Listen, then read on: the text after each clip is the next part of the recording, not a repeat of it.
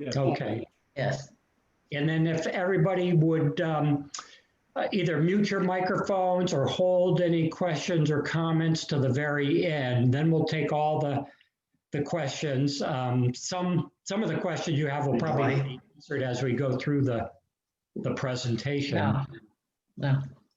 So I'm going to get started. This is a true story, and it actually combined two of my passions, survival stories and history from World War II. So this is I hit 2-in-1 with this project, and Alison O'Leary was the co-author.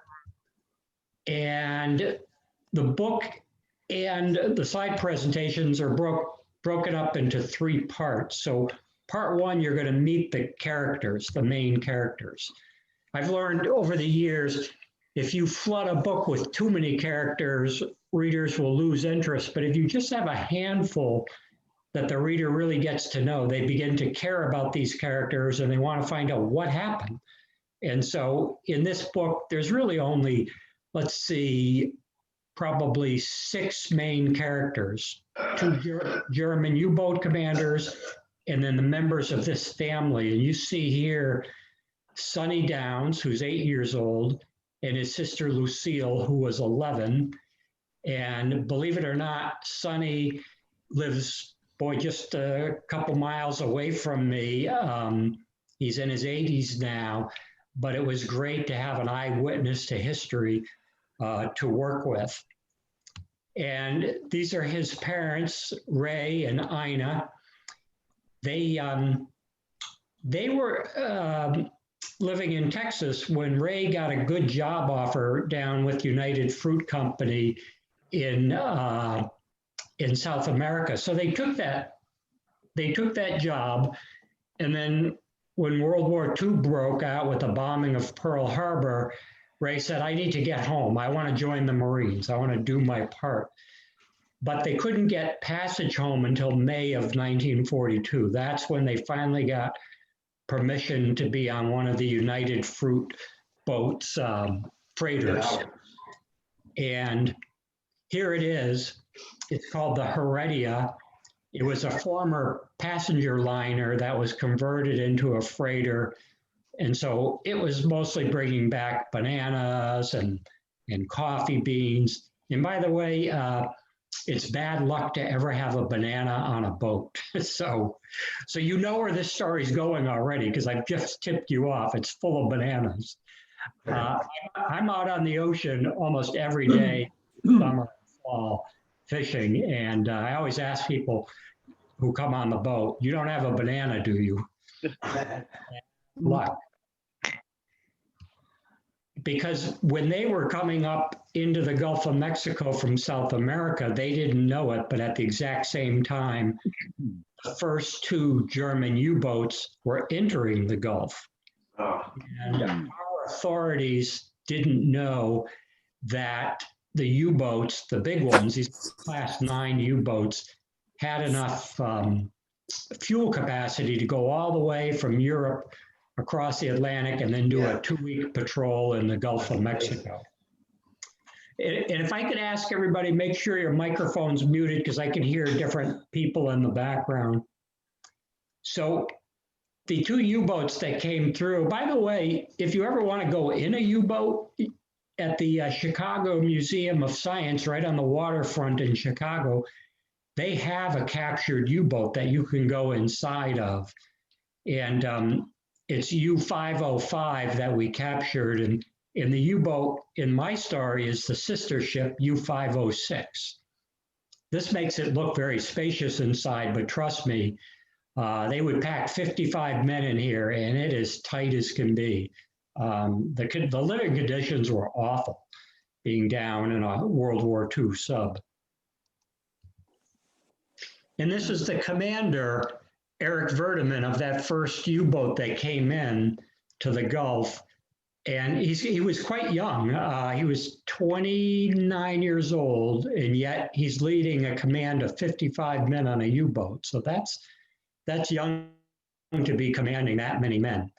And the U-boat that came in with him, they kind of came in like a tag team, and they were almost having a competition to see who could sink the most American ships. The other commander was Harrow Schatz that you see here. And Schatz was really quite amazing. He was a real daredevil and flamboyant. He actually went into the mouth of the Mississippi River and tried to sink a ship. And he said later that, darn it, my torpedo was a circular, meaning it doesn't go in a straight direction. He ended up blowing up the rock jetty by the part of the mouth of the Mississippi.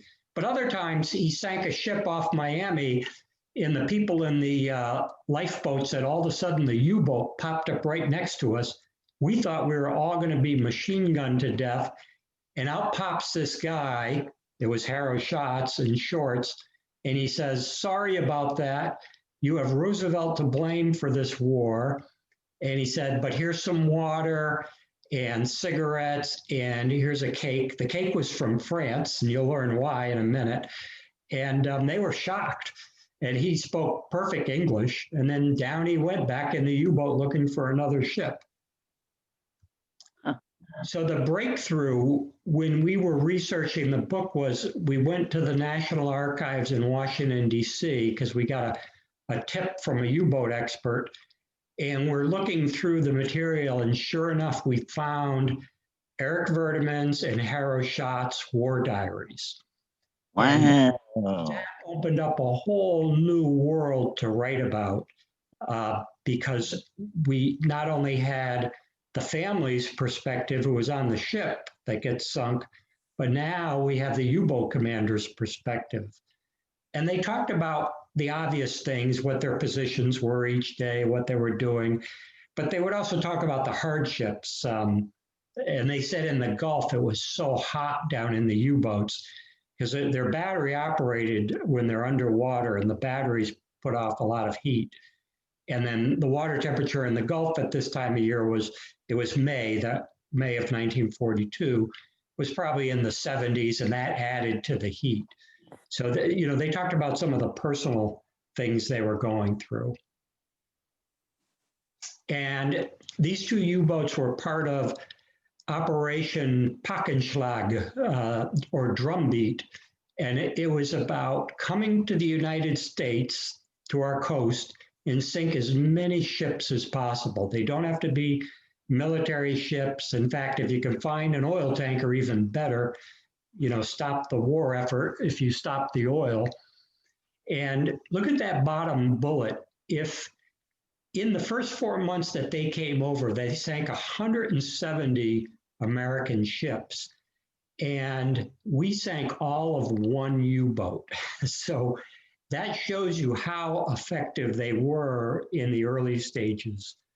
It kind of reminded me of this whole COVID thing we're going through, of how ill-prepared we as a country were, even though we knew it was coming. The same thing with the U-boats. The Brits told us, hey, we've deciphered the code of the Germans.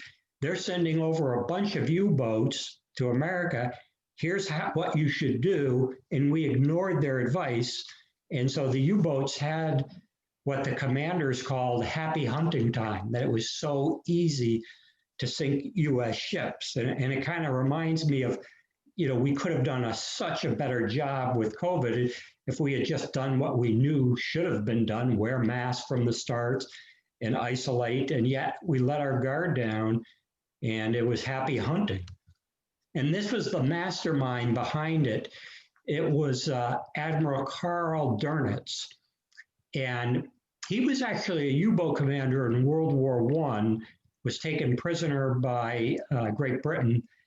And while he was in prison, he started to think, here's how I would conduct the war if there's ever another war. And sure enough, there's another war, and now he is in charge. Fortunately, this is him meeting Hitler.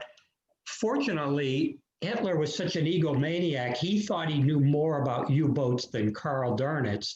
And so he ignored some of Dönitz's advice, because Dönitz said, hey, we've got the the United Kingdom on their knees. If we employ every U-boat available, we'll be able to take them over, no problem. We'll just starve them out. And Hitler said, no, we're going to keep 30% of our U-boats back for defensive purposes. And I really think had he followed Dönitz' advice, they would have beaten England. And why?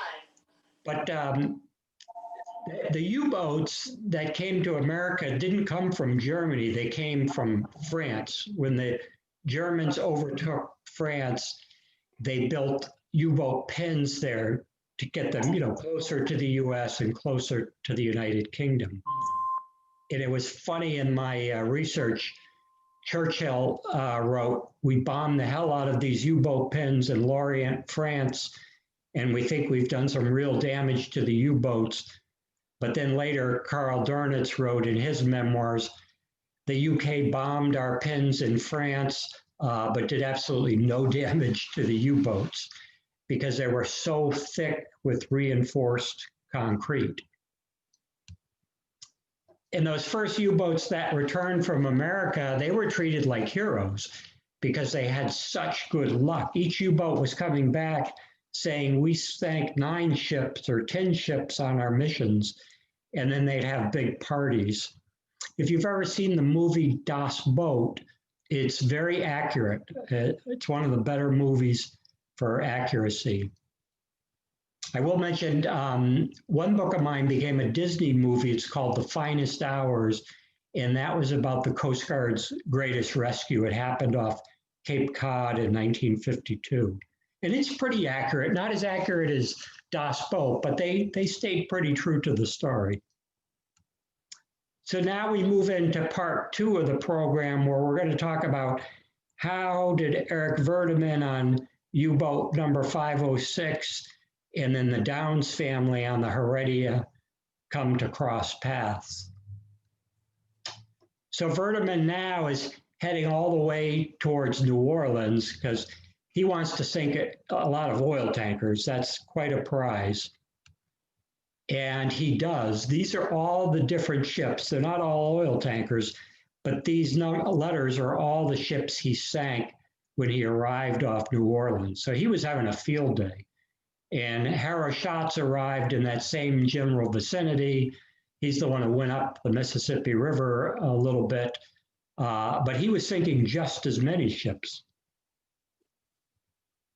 And normally a U-boat would only attack a ship while it was submerged, but they learned that we were so bad at detecting U-boats and sinking them that sometimes with total impunity, they'd be right on the surface and sink the ship in broad daylight, get nice and close, like in this slide, and then fire their torpedoes. We were doing our best to try and track where our ships were and where U-boat sightings were. This is our Gulf Sea frontier control room. In the early days, it was not effective at all. Admiral King was the head of this whole operation, and I'm not a big fan of his because I just finished a book about the sinking of the Indianapolis. It's a book for that middle reader age group, 8 to 12, and Admiral King was not the best. He was in control of the shipping at that time. And our liberators, later in the war, they were very effective at bombing U-boats, but early on, Eric Verdeman in his diary said, they're dropping their bombs way too far away from us to do any damage. And if you look carefully, you see up in the conning tower, those 2 bits of white, those are 2 Germans up there ducking down, and they're going to shout, "Alarm, alarm, dive, dive." And they run down, seal the hatch, and then they had an old-fashioned way to get the U-boat, to go down really fast. Every available man who wasn't on a control would run to the very tip of the bow inside the U-boat to add extra weight in the bow, and then they'd go bow first right down and hide at the bottom of the ocean to get away from the Liberator. So they had a couple close calls, Eric Verdeman and Harry Schatz, with Liberators, but they said the aim of the liberators just wasn't very good. So Sonny and Lucille, they're on the ship coming home. They don't know anything about U-boats because none of the passengers know that the U-boats have entered the Gulf at the same time they're coming into the Gulf. And their original path was to come up from South American across the Yucatan Peninsula Canal there, or Gap. And then they were supposed to go straight to New Orleans, but somebody saw something suspicious in the water. And I believe the captain was alerted to U-boats because he could receive radio messages. He wasn't allowed to send radio messages, but he could receive them. So I have to think that he's been warned, hey, there's U-boats in the Gulf. So when they see something mysterious, he decides, let's go straight to Corpus Christi, closer port. And when they get there, Ina, the mom, has figured out that something bad is going on. So she says, just let us off here. And he goes, I'll see what I can do. And when he goes to get permission, he comes back and he says, we do not have permission to let you off. In fact, we don't even have position to drop anchor here. So we have to go to New Orleans. And Ina is, mother's intuition, woman's intuition does not have a good feeling. But the captain says, we'll be there in 12 hours. He also, for some reason now, he lets his guard down and he stops zigzagging, which is an evasive maneuver for U-boats. And some of the Coast Guard pilots, air pilots who I work with on my other survival books, they say, we know why he did that. It's called get home-itis. It means you want to get home so bad you let your guard down and just go fast as you can. And maybe that was why. But I also learned zigzagging wasn't nearly as effective as we thought it was. One of the Japanese submarine commanders involved with the Indianapolis sinking said, even if a ship is going on a zigzag pattern, it really doesn't prevent much difficulty for us if we can get within range. So back on the Heredia, Sonny, the little boy, said that everything, it was a nice peaceful night, a little bit of a moon out. And Eric Verdeman wrote in his war diary, we could see this shadow of a ship coming. And he said, I didn't even have to move positions barely. He said, it was coming right towards us. And he said, I made sure it was really close before I fired the first torpedo. And Sonny, he explained that he thought the ship might have hit the dock in New Orleans when the whole ship shuddered. But then his dad started shaking him and he said, Sonny, put on your life jacket. I'm going to get your mother and sister. And then Sonny said the lights went on and then they went off and on. And then he said, I could see water seeping into our cabin room. And that's when he knows this is serious. So his dad comes back and he's got Ina and Lucille with him and they're all holding hands and they want to get up to the lifeboats because his dad immediately knows that they've been torpedoed. And they're going up this big mahogany stairway. And right when they get almost like to the top step, the second torpedo hits. And that one hits so close to them that it blows each member of the family in a different direction. For example, the dad gets washed right back down the steps into the belly of the ship. The mom ends up being blasted right into the ocean. And Sonny ended up in the ocean and Lucille ended up on the deck. So, from an author's perspective, when I read that, this is kind of selfish. When I read that, I said, wow, what a story. I know you don't just have the family all trying to survive together. Each one has their individual survival story. So I thought I'd tell you 2 of the 4 survival stories. I want to hold 2 back in case you read the book, because then there'll be some surprises. How did the others 2 survive? But I was always looking for a good survival story by a female, by a courageous female, and Ina fit the bill. She said, and the reason we knew what Ina was thinking is she had passed away when I was working on the book, but a niece of hers had an audio tape that Ina recorded about her time in the ocean. And she said, I was pulled away by the waves so far from the ship, I couldn't even hear anybody else screaming.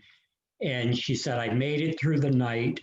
And in the morning, I saw two sailors on a board in the distance. So, she's getting hypothermic being in the water. She did have a life jacket on.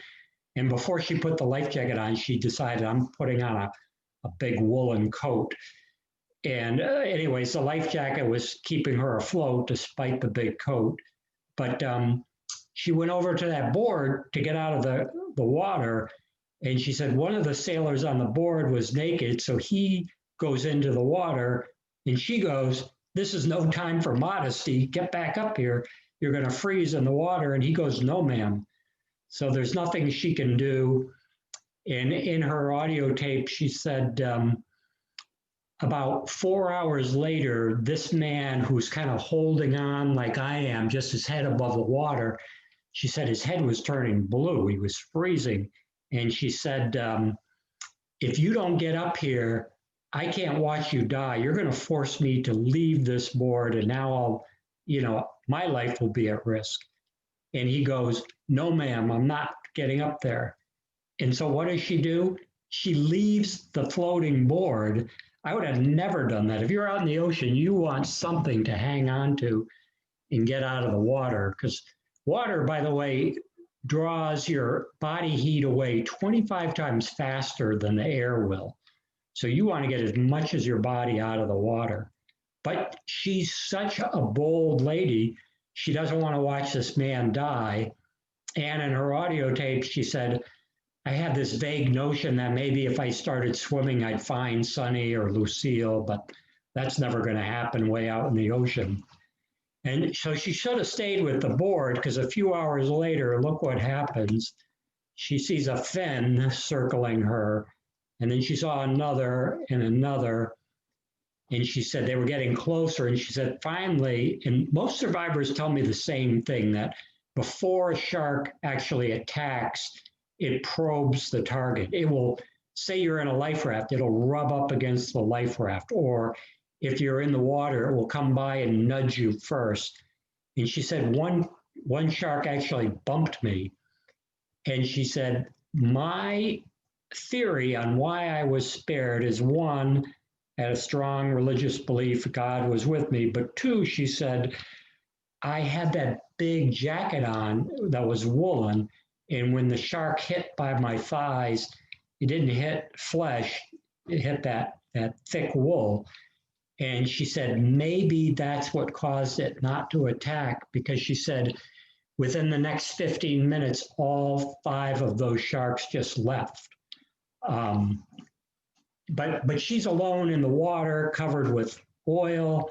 So you would think she would never survive, but by a miracle, a shrimp boat is out there. They know the Heredia has been sunk. So they're in the ocean searching for passengers at night. So Ina's now been in the water 24 hours. And with their searchlight, they actually find her. So it's just a miracle. And then I'll also tell you Lucille's story, and then I'll leave Sonny's story and the dad's story out, so there's a surprise for you. But Lucille got very lucky. On board the ship was a sailor that kind of took Lucille under his wing, and his name was Roy Sorley. With the 2 men on the left, Roy's on the right, and there he is again with the tie on. And it's funny, when I called Roy's family, Roy had passed away, and I said to his son, tell me about your father's time in the water after the Heredia sunk. And he goes, Mike, he refused to talk about it. And, I learned a lot of World War II veterans or survivors just did not talk or brag about it at all. It's very different today. People are different, but they keep it quiet. And he said, all I know is he got the Mariner's Medal that's hanging from our mantle.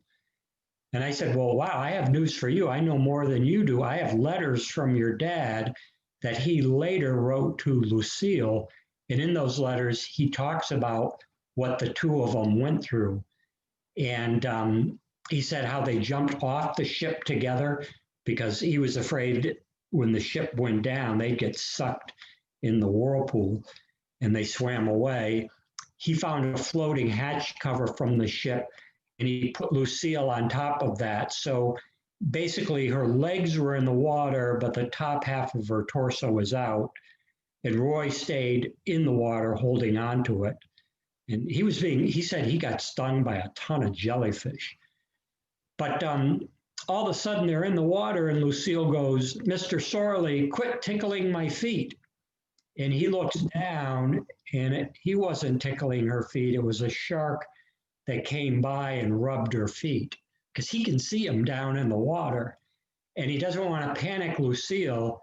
So he goes, how about I just tickle your feet every now and then to keep you awake? You cannot fall asleep. If a plane comes, you need to wave this white t-shirt. So he was doing little things to keep her spirits up. Other times he'd say, sing to me, anything to take her mind off the fact that she thinks her family has all perished. But again, Roy and Lucille get lucky, and a ship after 24 hours in the ocean and the whole scare of the sharks, a shrimp boat finds them. And here's the whole family on the front page of the Times-Picayunes in New Orleans. This picture came out about a week after the attack because there was censorship on these attacks. The government and the media couldn't announce an attack until a week later because the Navy wanted to interview everybody who survived and find out how they survived and what happened and any information about seeing the U-boats.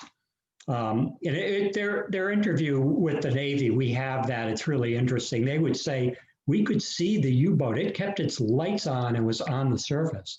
And at first the Navy didn't believe them because U-boats usually operate underwater, but every survivor said the same thing. And by the way, most people on the Heredia did not make it. So the fact that this family that was blown in different directions, each one made it through all sorts of different twists and turns was really incredible. And I said, I want to see the real picture this was taken from, and here it is. And Ina's got the patch on her eye because so much oil got into it. She did, after about 3 days, she did regain her vision. And normally when you read books like this, the book ends, at this point, and it says, the family was united and lives happily ever after.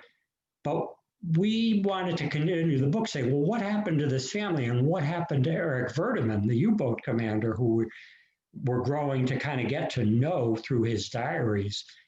And as far as the family goes, these smiles later fade away because the dad, they didn't have a name for it at the time, but I'm sure it was post-traumatic stress syndrome. He became obsessed with finding U-boats, so he joined the Coast Guard to get revenge, and his whole personality kind of changed after this accident. And Sonny would tell me, he said, yeah, my dad had terrible nightmares for a year afterwards. And so it was not an easy thing to go through at all once they were reunited. And they lost every possession they owned, all the money they made in South America, every piece of clothing. They were starting from scratch all over again. And so in part 3, we talk about what happened to the family and how the dad is now on U-boat patrol at the Coast Guard, and then how Eric Verdeman had to finally leave, because he's going to run out of fuel and go back to Europe. So he sank a couple ships on the way, believe it or not. So he was a very good U-boat commander in sinking ships. And then he becomes involved in a really strange World War II incident. The Laconia was a big passenger ship, and it had been converted to both a troop ship and it was bringing passengers from Africa back to the UK. And on board were some Italian POWs as well. And a U-boat commander, his last name was Hartenstein, sees the ship and he sinks it. And while people are in the water, he hears somebody shouting, "Help, help," in Italian. And then he hears another person. And all of a sudden, he realizes, oh my God, there must be Italians on this ship. I've got to rescue them. They're our allies. So he gets permission from Karl Darnitz, the head of the Navy, the German Kriegsmarine. And he says, I don't have time to ask who's Italian, who's British. I want to just rescue as many as I can. And Darnitz gives him permission. So Hartenstein first says, are there any U-boats in the area that can assist me? In reality, there were 3,000 passengers on this ship. And guess who the two U-boats who come to his aid are? It's Eric Verdeman and Harrow Schatz. Just by coincidence, we discovered this. So now it's these three U-boats trying to save the people on the Laconia. And they're bringing up, on the U-boats, they're bringing up whole lifeboats filled with survivors. And the women and children said the German sailors treated us very well. They gave us tea and blankets. And, it was interesting. Verdeman, he wasn't a Nazi.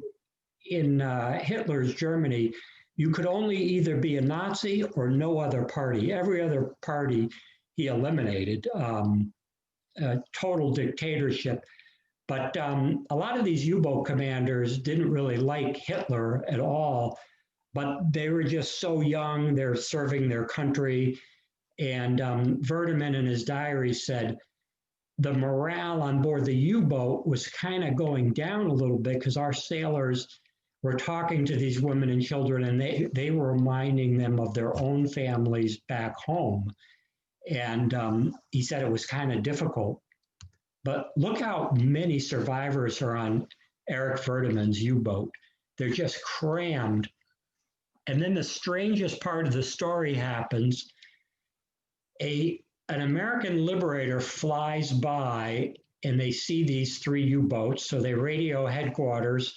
We've spotted three U-boats. There's passengers on them. We could see a red cross painted on a white sheet. What are our orders? And their orders come back, bomb them. And one of the American pilots, he radios back, but we see people on the top of the U-boat. They look like, survivors. They're crammed, and the orders come back, bomb them.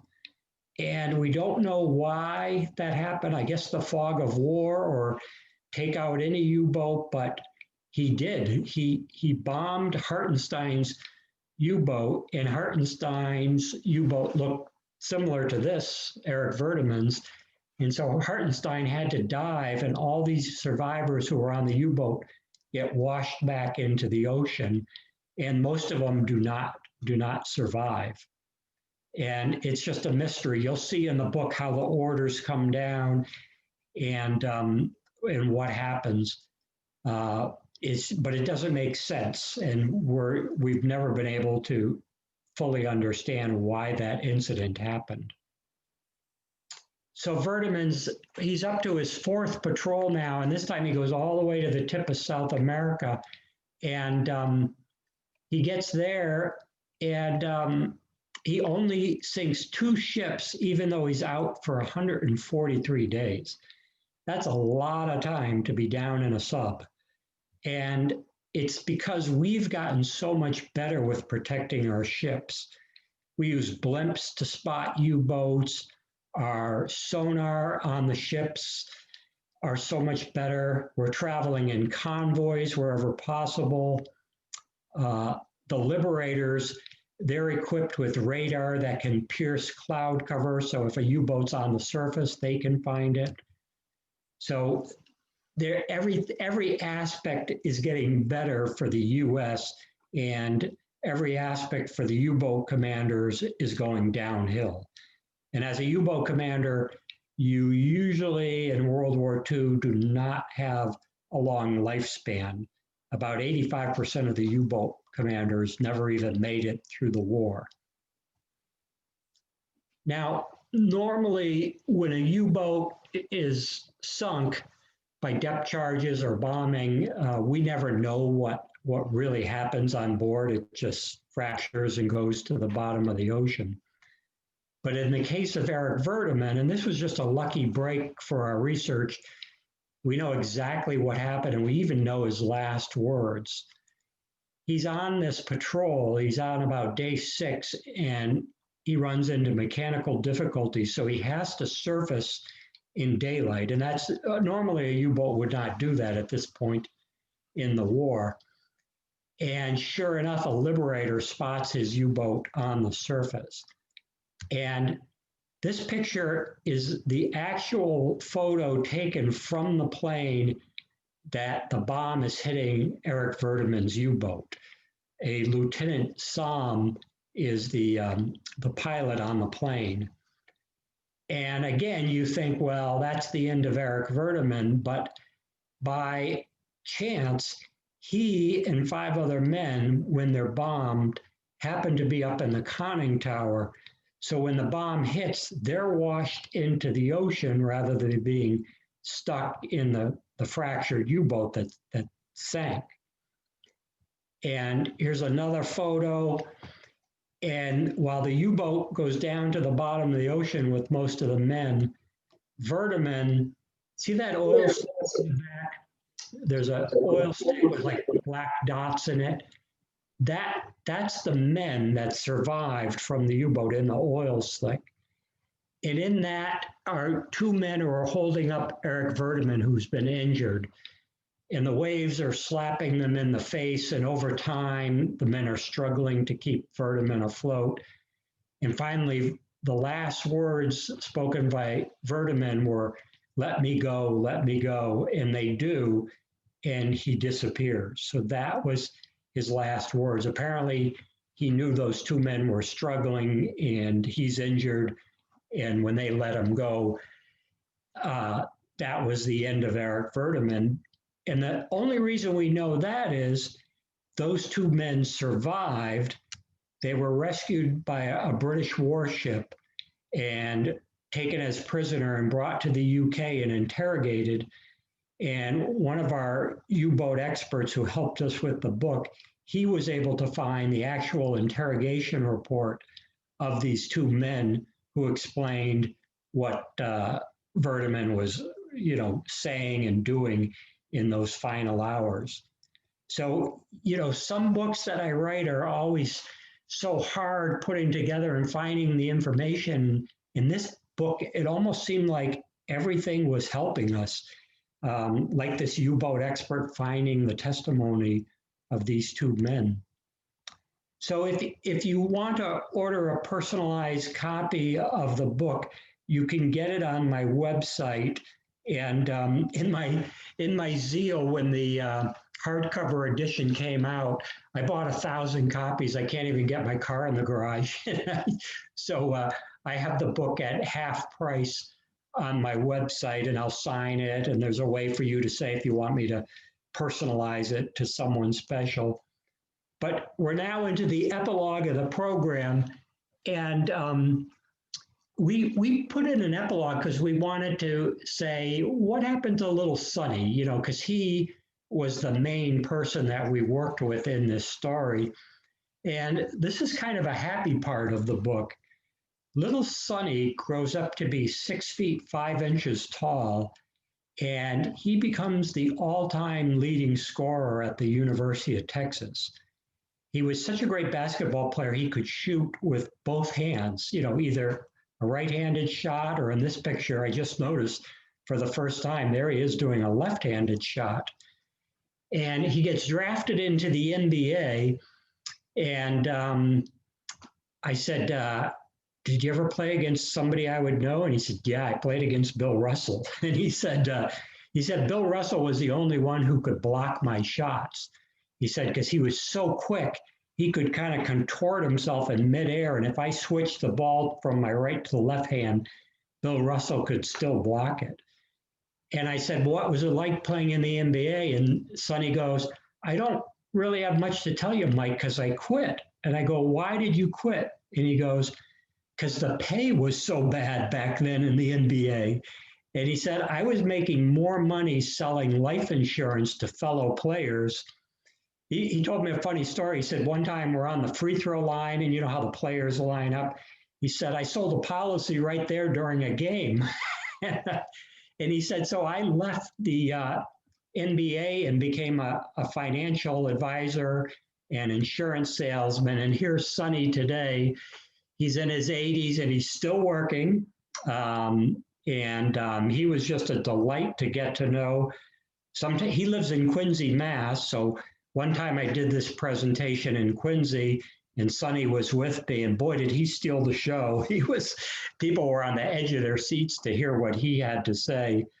So people always go to me, oh, you love to write. And I go, no, not really. The writing is really hard, lonely work, but the research is a joy, getting to know people like Sonny.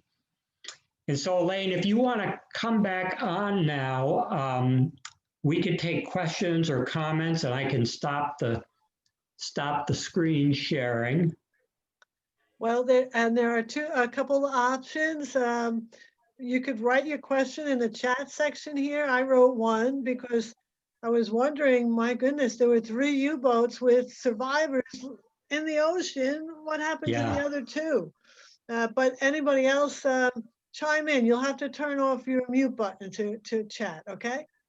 Elaine, were you referring to the Laconia when they had the 3 U-boats Yes. doing the rescue? Let's see, Vertiman's U-boat, they dropped 1 bomb, but not close enough. And he was able to not have to dive. So he was able to keep the people on board, and he was able to transfer them to a French ship that was controlled by occupied France. So they called them the Vichy French that would work with the Germans. Mm-hmm.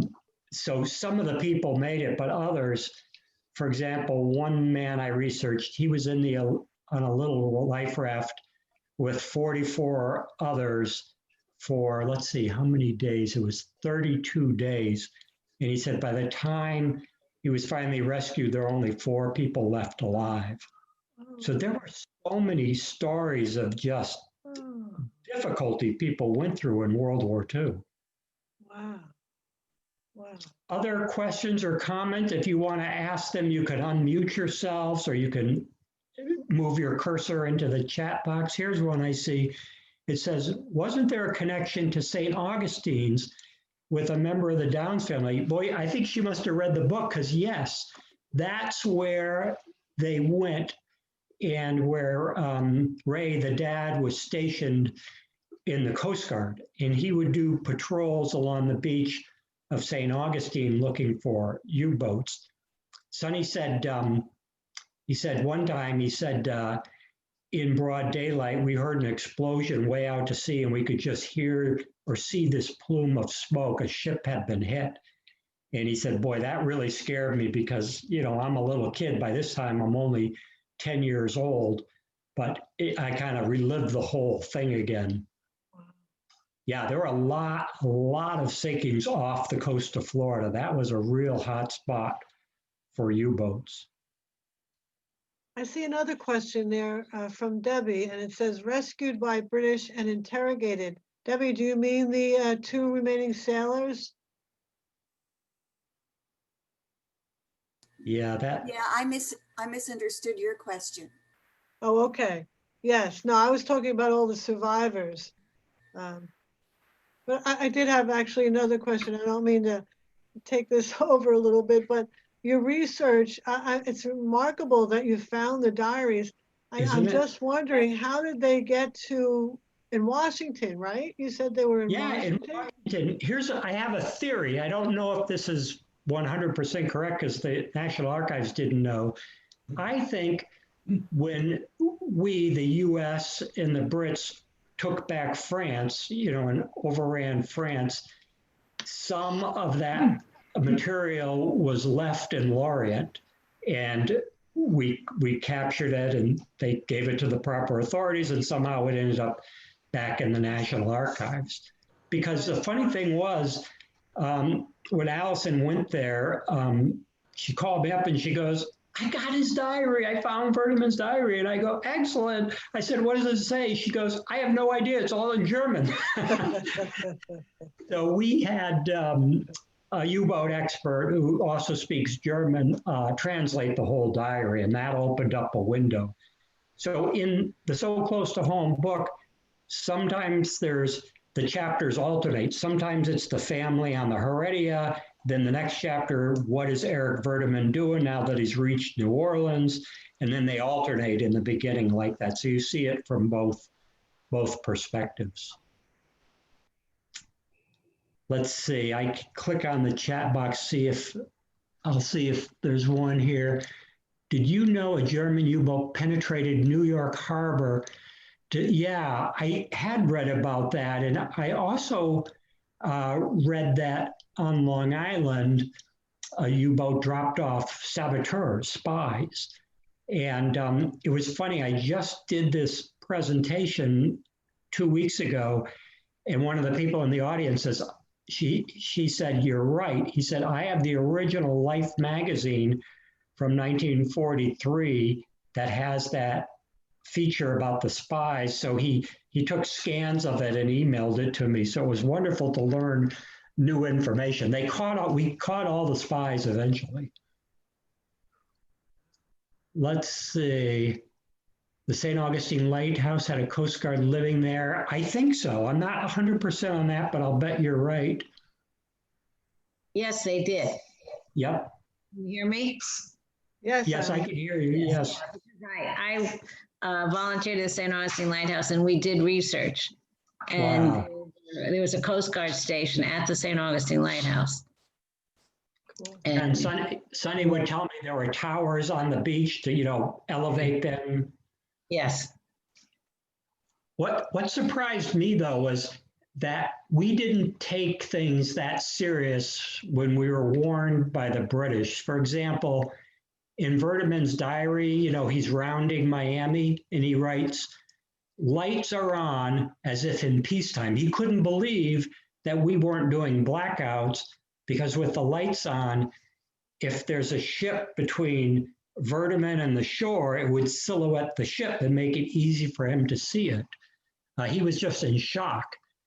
And then so I looked into it further, and sure enough, a lot of the Chamber of Commerce's were pushing back against the government, saying, "We don't want to shut our lights off. It's bad for business." And I'm like, oh, God. It reminds me of what's going on today. Yeah, it is. There's some direct lines between it, and fear Yeah. it was a scary time back then. You didn't know what to believe or who was Right. walking up on the beach. Exactly. Wow. Any final questions or comments? It was great to see we got a good turnout this morning. Yeah, Bill has a comment. Mr. Ryan? Well, I'm writing another book, and my father was running the Marconi station on Fire Island. And he was talking to this cruiser when it was hit a mine, launched by this 1918. The fascinating thing is the Germans had the technology to send U-boats to New York in July of 1918. Wow. And he was sticking to the ship when it hit the mine. That's incredible. And they had in 1918, believe it or not, one fired a torpedo at Orleans on Cape Cod. No one was injured, but I just was reading about that. I was like you, going, wow, I can't believe they came all the way over here. Yes. Wow. Wow. Well, if there are no more questions, I'd like to inform everybody that, hey, we made it live on Facebook, and we did it. So that's great. And we are recording this, so we will post this on Palm Coast Historical Society YouTube channel. Just give me a little while to do that, but we'll get Gotcha. that done too. Michael, Yeah. thank you very much. It was so informative. I loved hearing it. Thank you, Elaine, and thanks to you, Elaine, for putting this all together. And I know there's a hard work in the background going on, Uh, setting it all up. My pleasure, my pleasure. It's so, actually, I hate to be, tell the truth here, but it's very comfortable sitting at home in my sweatpants. We've all got sweatpants on. There you go. So Well, thanks thank you, again. everyone. Stay safe. Okay, everybody, thank you very much. Have a wonderful you. holiday. Thank Thank you. you too. Bye-bye. Bye now. Bye.